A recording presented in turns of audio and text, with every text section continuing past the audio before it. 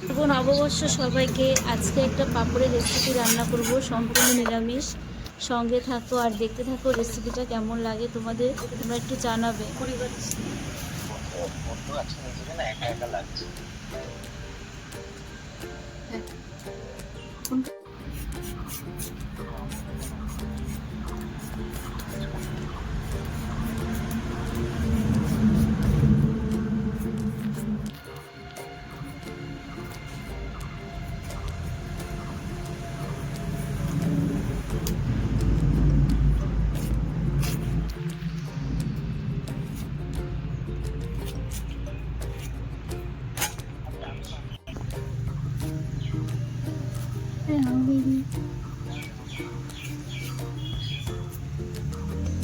দেখ না,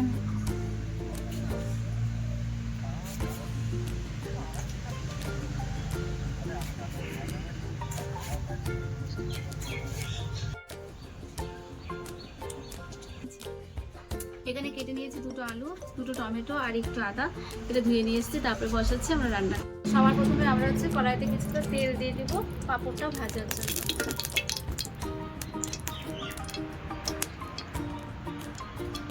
এখন টুকরো করা পাঁপড়গুলো দিয়ে ভেজে নেব।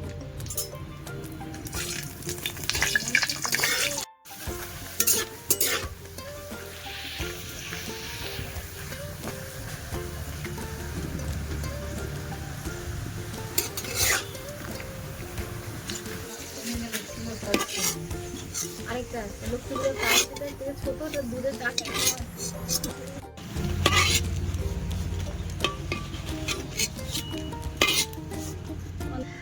এভাবে সমস্ত পাঁপড়গুলো আমরা ভেজে তুলে নেব। দিয়ে দেবো হচ্ছে তেজপাতা, তারপরে দিয়ে দেবো হচ্ছে গোটা গরম মশলা আর শুকনো লঙ্কা, জিরে।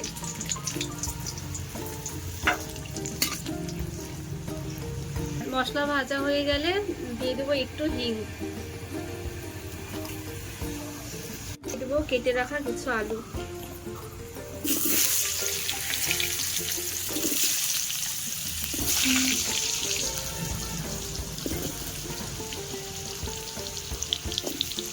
এবার দিয়ে দেবো অল্প একটু হলুদ, একদম অল্প একটু কালার হওয়ার জন্য। আর এতে দিয়ে দেবো অল্প একটু নুন আর হলুদ দিয়ে একটু আলুটাকে ভালো করে ভেজে নেব।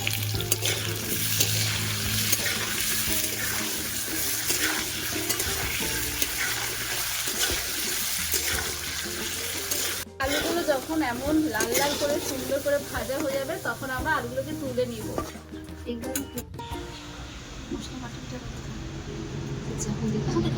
আলুগুলো তুলে এখন আমরা এই তেলে টমেটো।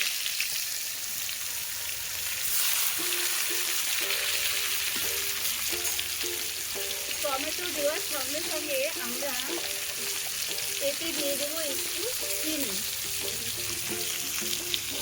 তাহলে কি হবে, কালারটা খুব সুন্দর আসবে। চিনি আর টমেটোটা একসাথে ভাজা হয়ে যাবে আর কালারটাও। টমেটো যখন আমরা ভাজবো তার সাথে একটু চিনি দিয়ে দেবো, তাতে করে কি হবে, কালারটা খুব সুন্দর আসবে।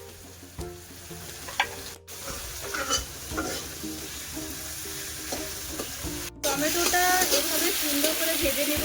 তারপর এতে একে একে সব মশলাগুলো দিয়ে দেবো। সবার প্রথমে দিব জিরা আর আদা বাটা।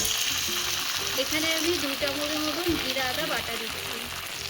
তারপরে দিচ্ছি একটু লঙ্কার গুঁড়ো, অল্প একটু দিচ্ছি। লঙ্কার গুঁড়োটা না সবাই স্বাদ মতন দিবে, যে যেমন খাবে। এখন দিয়ে দিচ্ছি এতে একটু হলুদ গুঁড়ো,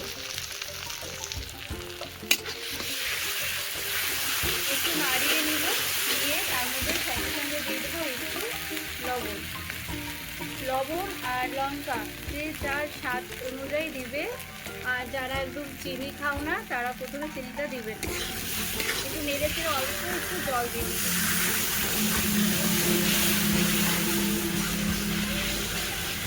এখন ভালোভাবে একটু মশলাটা কষিয়ে নেবেন।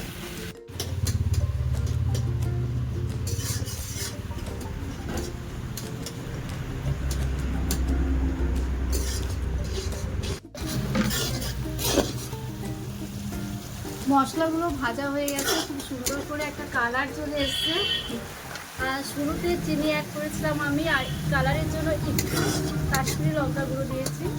এখন আমি এতে অ্যাড করবো সেই ভেজে রাখা আলুগুলো।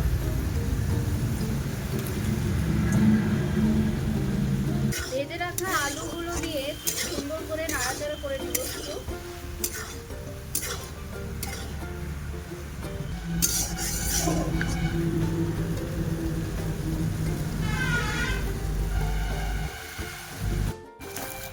এখন ঝোলটা খুব সুন্দর ফুটে গেছে আর সাথে আলুগুলো সেদ্ধ হয়ে গেছে। এখন আমি দিব ভেজে রাখা এই হচ্ছে পাপনা। ঝোলটা যখন এভাবে ফুটতে শুরু করবে তখন তোমরা হচ্ছে ওই ঝোলে পাঁপড়গুলো দিয়ে দিবে। পাঁপড়গুলো দেখে খুব ভালো লাগছে, মনে হচ্ছে এমনি খেয়ে নিই, কিন্তু এভাবে রান্না করলেও খুব ভালো লাগে খেতে। এখন আমি সমস্ত ভাজা পাঁপড় দিয়ে দেবো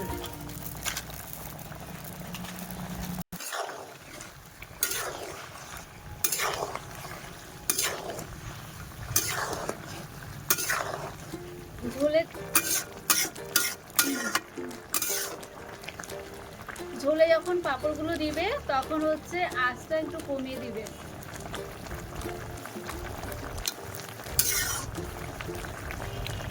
এভাবে কিছুক্ষণ ফোটার পর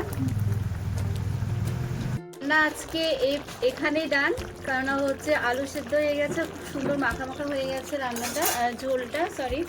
তো নামানো আগে এখন যেটা দিতে হবে সেটা দিতে হবে হচ্ছে ঘি আর গরম মশলা। ঘি আর গরম মশলা দিয়ে আমরা সম্পূর্ণ রান্নাটা এখন কমপ্লিট করলাম। এখন দিব হচ্ছে গরম মশলা।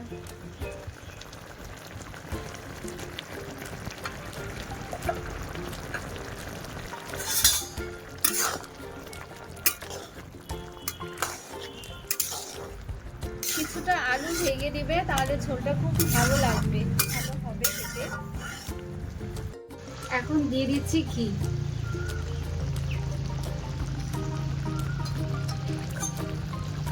আজকের রেসিপিটা কেমন হয়েছে একটু জানাবে সবাই।